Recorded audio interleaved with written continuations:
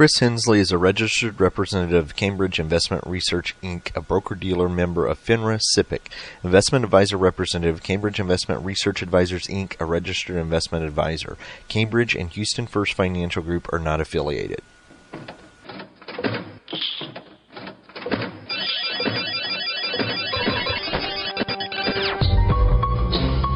The Houston Midtown chapter of the Society for Financial Awareness presents Money Matters with your host, Christopher Hensley.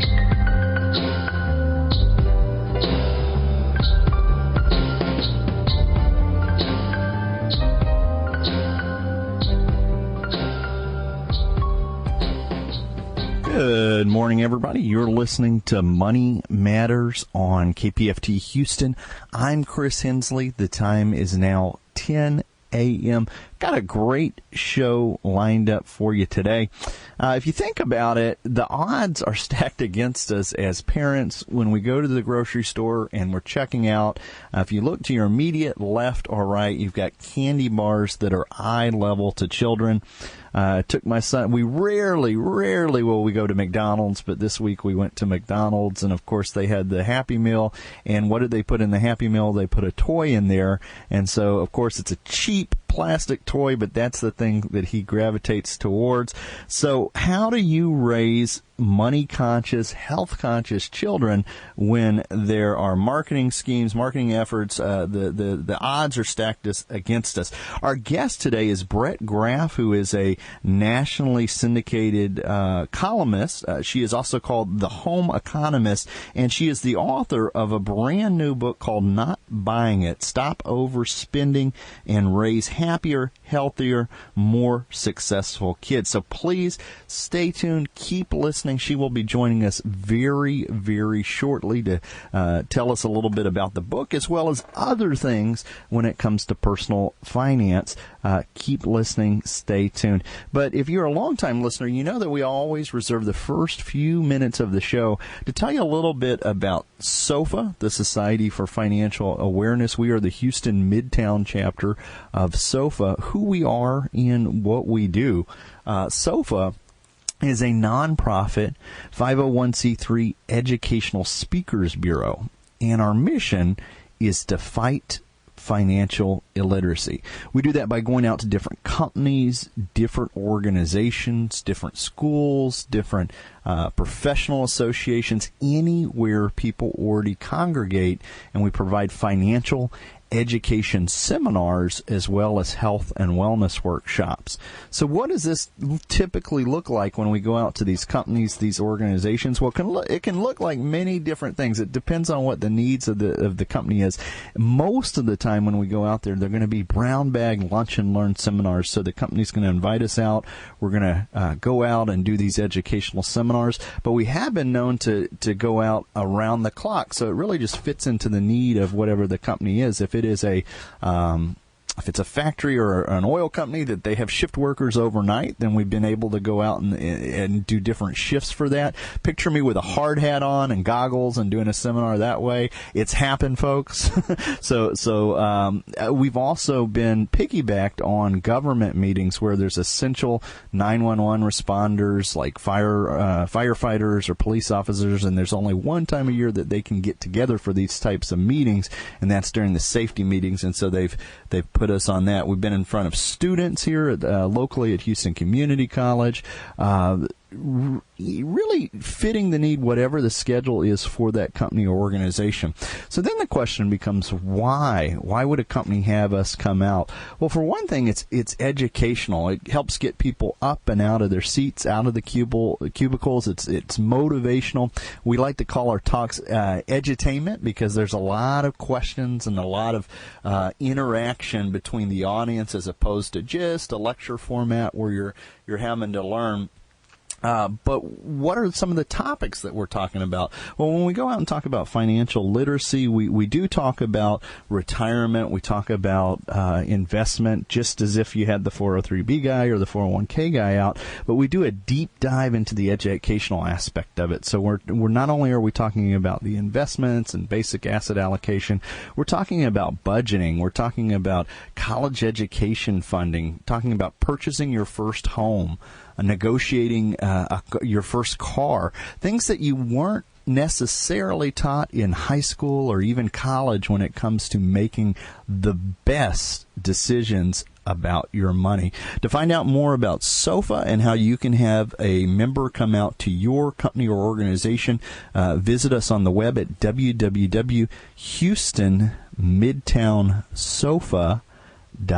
And if you're listening to the podcast and outside of the Gulf Coast region, you can reach out to our national office, which is www.sofausa.org, to find a member who is either in your city or state that would be happy to come out to your organization as well. And with that, let's go ahead and get our guest on the air today, who is Brett. Brett, are you there? Yes, I am. How are you? I'm doing great. Thank you so much for being on the show today. Great to be here. Well, I kind of start the same way, so I wanted to share a little bit about your background with the listeners so that they can get to know you a little bit better. They may already know you and not just realize that, because you are a nationally syndicated columnist. Your articles have been picked up in many different magazines. I'm looking here. I see Glamour. I see the Miami Herald, Red Book, Maxim. These are huge magazines that are carrying your syndicated column. But you are known as the home economist, writing and reporting on unseen forces affecting our decisions about money, the reasons we spend, save, earn, or even discuss finances with our kids and friends aren't always obvious, and prices, products, and circumstances are certainly not always as they seem.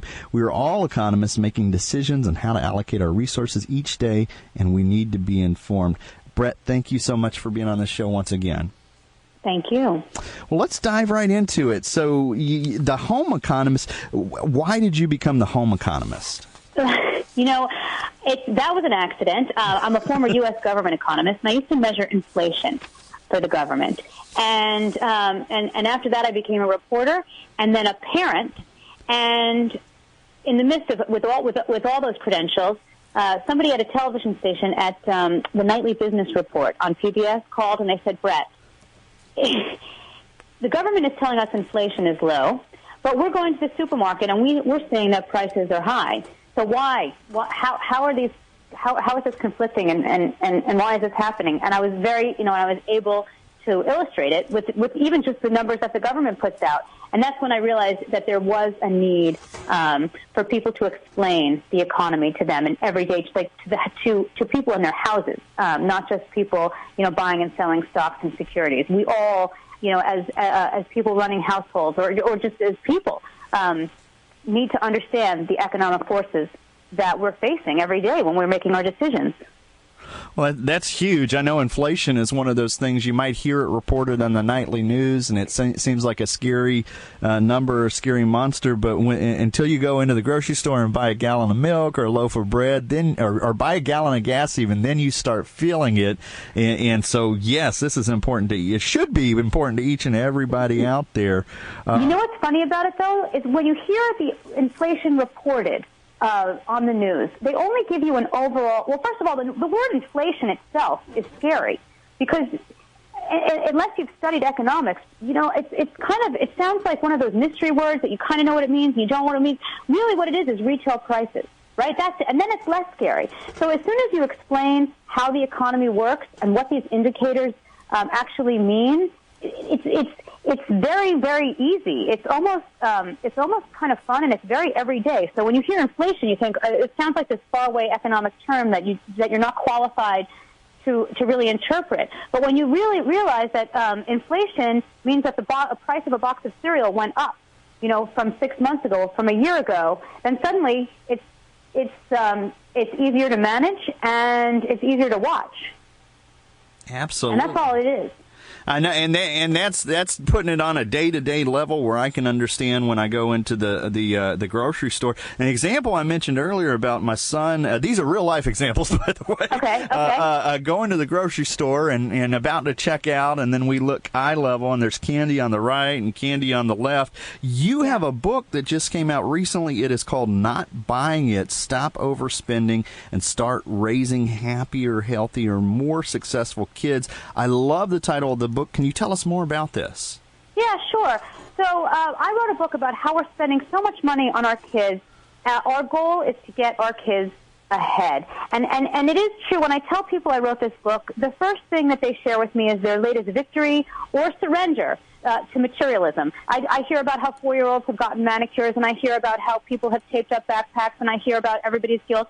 And I think that materialism is certainly a problem. People who use status items to tell the world that they're valuable are the least satisfied in life. And it's true. But I think our biggest problem, Chris, as parents, is that we're afraid that saying no to something means saying no to education or to health or to safety. And you know what? It's just not the case. I looked at research from NIH, from the American Academy of Pediatrics, from Harvard, from Yale, from Cornell, from every esteemed institution that shows that the very things that we're buying because we think that our kids absolutely have to have them or they'll fall behind, these things can become the very obstacles to getting them to where we want them or even where they want to be. We're getting in our own way. We're trying to spend our way out of something, and we're building roadblocks. So all of this is very relevant to me because I have a 5, almost 6-year-old right now, and it just you mentioned some things. You said a lot right there, but you said parents being afraid to say no, that they're they think that they're by saying no they're saying no to education. Being really, you talked about materialism, the parents that are using things that they own as status items. Tell us a little bit more about this. Okay, so let's take for example education. Let's take how old are your kids? So I just have the one, and he is 5, turning 6. Okay, that's perfect. So you have this child, and first of all, this is the most important thing you've ever done in your entire life, right? Is raise a child. So you are emotional, and you're deeply committed, and you're sort of terrified to mess it up, especially if you only have, well, I mean, all of us, but if you only have, you have one child, and you really don't want to mess this up, and you know a few things, about education, and one of them is that the kids who start ahead stay ahead. So we as parents are going to run around like crazy trying to make sure that we do what we need to do for our kids to get the tools they need to learn at a very early age. So in doing that, we make a lot of mistakes, both financial and intellectual. The first thing that we need to know as parents is that there are no federal guidelines or regulations for stamping the word educational on a toy box. Anyone can do it, Chris. You can stamp it on your birthday party invitation. Whatever you want to do, it's fine. So toy companies are doing this, and a lot of times they have no scientific proof. There was a company called Focus Education that said they had brain training exercises to make our kids smarter, and they charged $214 for this toy, and they made $4.5 million before the FTC came in and said, can we see the scientific proof, and they didn't have any. We also know that screens are responsible for language delays, sleep disturbances, and a lot of the most expensive toys teach instant gratification. So we're spending all this money because we're afraid that if we don't arm our kids, they're not going to be fluent in French by the time they enter kindergarten. But the truth is that, well, first of all, there is one difference between rich kids and poor kids when it comes to education, and that is that, and it's not who has the most toys, but rich kids know a lot more words than poor kids. So that's free, right? There's no correlation between how much money you have and how many words you can say to your child. But it's so true that by the time the kids are 3 years old, there's a 30 million word gap between the richest kids and the poor kids. And then the researchers went back and looked at those kids, and they found that the ones who started ahead did stay ahead. And the kids who knew more words at 3 were also, by 3rd grade, doing better in reading and vocabulary. Researchers found that kids who frequently play with blocks later score better on tests for judgment, measurement, and counting, and they scored better on math tests, both simple and complex math operations. Blocks cost what? Like $13 for a set of 170 blocks. And these are the most inexpensive things that we can do, and they're the most effective. Also, people who have children your son's age are very busy driving their kids to classes like Kumon class or baby violin. There's a million of them. And the fact is that Kumon does not have any studies proving that doing worksheets has any long-term benefits. However, doctors at the American Academy of Pediatrics had to go and testify in front of Congress saying our kids have a right to play. The doctors say that play builds cognitive development, fosters creativity, it burns calories, it increases social skills, which we know improve the brain's executive function. And that's free, too. So as parents, we're so busy spending all this money trying to get our kids smarter and really ignoring or almost like pushing aside what we know to be effective and real. So that's for education. Early childhood, anyway. Wow. Talk about it for...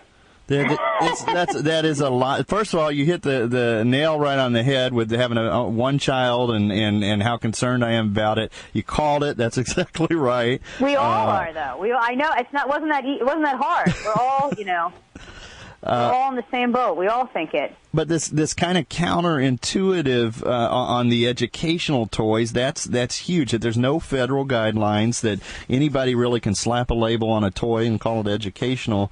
You mentioned something. I wanted to make sure I had that one correct here. You said was it screens delay language development? Yes. The American Academy of Pediatrics recommends that children under 2 years old do not look at a screen.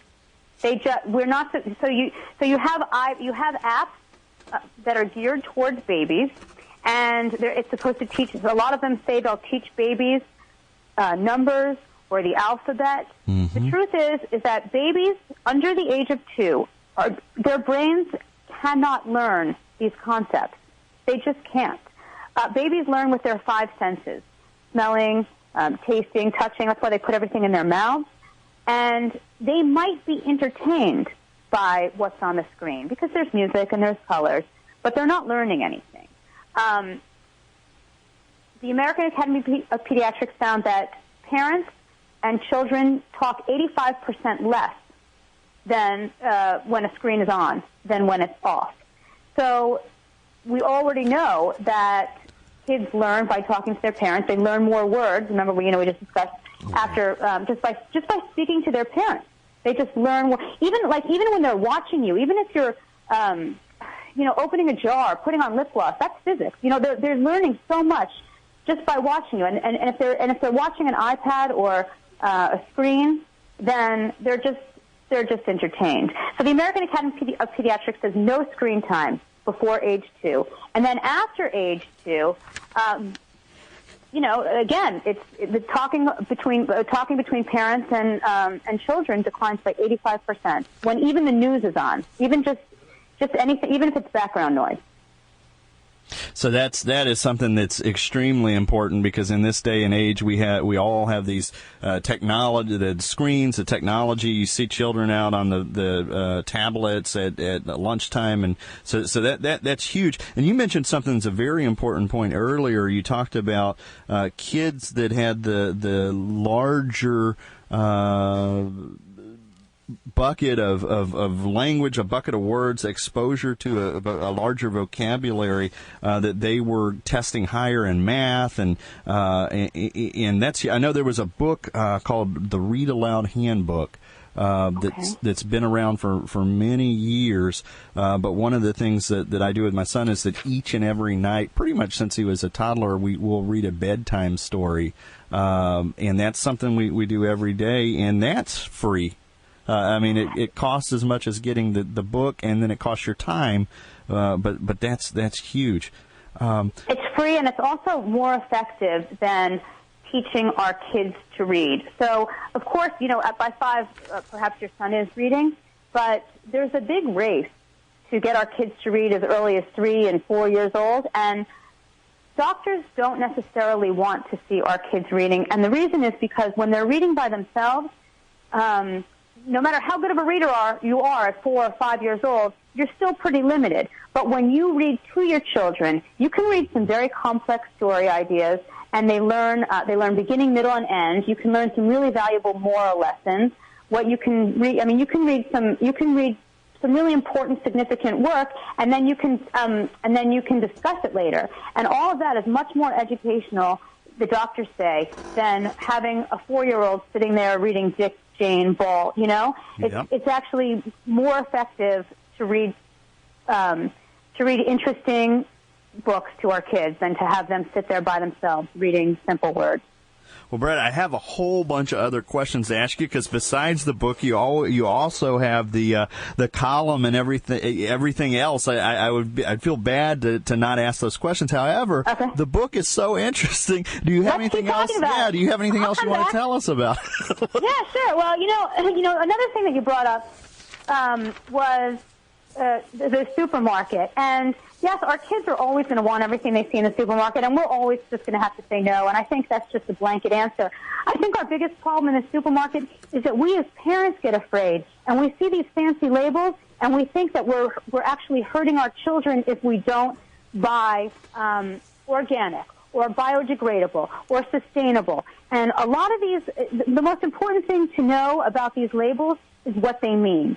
So, for example, biodegradable. In order for something to be biodegradable, or in order for something to degrade, it has to come in contact with oxygen. So all of our garbage, Chris, is sent to landfills that are sealed off so that the garbage doesn't infect the air and the water supply or pollute it, right? So there's no oxygen in there. So nothing is degrading, ever. So to spend more money on something that's biodegradable, it's not degrading. Sustainable fish, Chris? So that's not a thing. That is something that grocery stores made up. Well, I can't really say they made it up, but they designate it themselves. There's there's no federal guidelines. There's no laws. Like you can slap on something and say it's sustainable. The same thing with humane. What are some others? Organic. We love pesticides. I mean, we love organic foods. We hate pesticides as parents, right? We hate pesticides, love organic. The thing is that organic produce is not grown without pesticides. It's grown without synthetic pesticides, which sounds perfectly reasonable until you realize natural pesticides are designed to kill bugs. They're so toxic. There are plenty of natural substances that we wouldn't want in our bloodstream, like snake venom or arsenic. Those are natural. Not that they're used as pesticides, but it does show you that things that are natural are also toxic. And so you have to realize all that goes into the organic label. Cornell University says that there is as much variation when it comes to pesticide residue within organic produce as there is between organic and conventional. So this makes a lot of sense what you're saying here. When I go to the grocery store, there is a battle between my frugal side, and I'm extremely frugal, and my health conscious side. I want to be healthy, but I don't want to pay the prices. So this is great information to have to be aware of. Kind of along the same lines as the grocery store. How important is having a budget? Okay, so having a budget is very important. Of course, it's great for us to have a roadmap to follow financially. But I think that one of the things that a budget can do for you is also help you emotionally, particularly if you have a family. If you don't have a family and if you're single, it's the fewer decisions that you have to make, the more willpower you have, right? Willpower is like a muscle, and we deplete it by using it too much. We can also build it up. But if you have a budget and you don't have to constantly struggle with what you're going to do with your money, you really have much more energy for all the other things in your life. If you have a family and you have a budget, you've sat down and you've discussed, the amounts you're going to spend and what you're going to spend it on. And when you do that, in having this discussion, it's really a good time to say, well, it's important for me to go on vacation every year because I grew up going on vacation, and those are my happiest childhood memories, and I want to share that with our family. Otherwise, somebody comes home and buys a $5,000 ski trip, and that's without discussing it first, and that's an argument, right? Or somebody might say, no, I have to redecorate the living room because I want to spend more time, watching movies together, and that's something that brings me comfort, whatever it is. And so not only does it help you, to meet your financial goals, but it also, I think, brings people together towards their personal goals. That makes sense by sitting down and having these discussions prior to some of these big things hitting on the budget, the emotional side, not going through the stress of arguing, gives you more energy, and that makes a lot of sense. Because we argue with ourselves sometimes, don't we? You go back and forth on things, and that takes up a lot of your energy that you could be using to achieve other goals, professional or physical, or whatever they are. Now we are in the middle of summer right now. I know there's a lot of recent marriages happening. Mm-hmm. Do you have any tips for people who are recently married? Well, I would definitely say to sit down and discuss your financial goals. The immediate ones, your immediate budget. But also, and you can, obviously they'll change, but also your goals for the future, and why, like I said, why everything is important. And also, I think we all want to share our credit scores before and right after we get married. It might make more sense to keep accounts separate if someone needs to get their score higher. So that's a good point. People tend to forget about that, but knowing what you're getting into.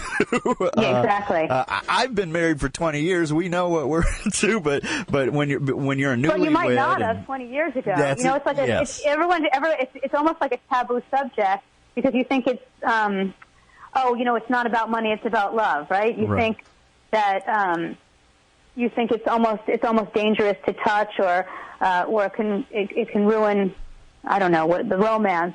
But truth is that I think money is the number one reason that people fight. Right. I've seen studies on that.